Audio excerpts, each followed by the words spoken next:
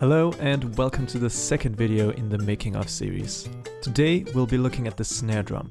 For this song I wanted to try something different. I wanted to go for a pretty dry snare sound compared to what I usually do. This is what the final snare ended up sounding like in isolation.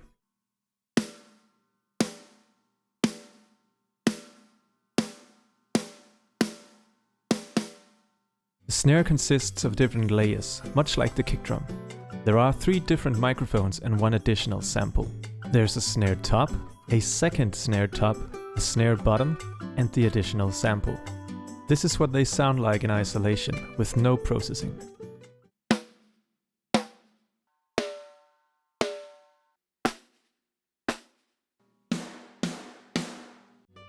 And when you add them all together, they sound like this.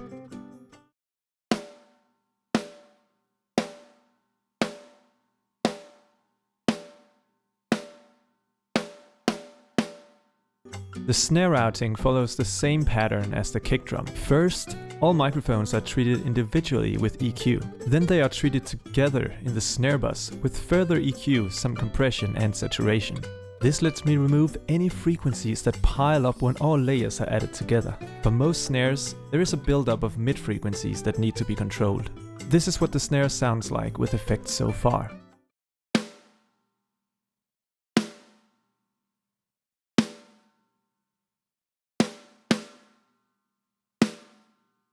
Now something new happens. The snare bus is routed to 2 parallel tracks inside the drum bus. The parallel tracks both receive compression for a specific effect. The effects are very subtle and both tracks are kept quite low in the mix. The goal of the parallel 1 track is to add a little bit of extra smooth saturation.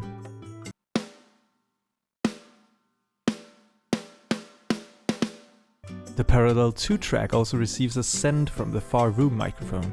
This way I can crush it together with the snare to make a slightly distorted sound.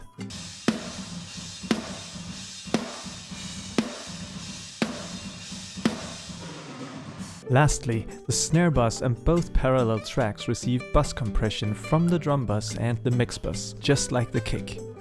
In the drum bus they are treated with the rest of the drum kit, while in the mix bus they are treated with the rest of the instruments and vocals. This gives a nice cohesive sound and lets the kick and snare stand out. Take a listen as I toggle the drum and mix bus on and off. A very big part of the snare sound comes from the room microphones. It makes the snare sound bigger and it ties it together with the rest of the kit.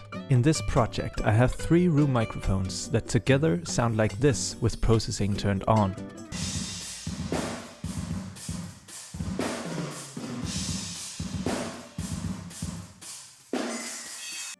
I'll now toggle the room microphones on and off with the rest of the snare so you can hear the difference.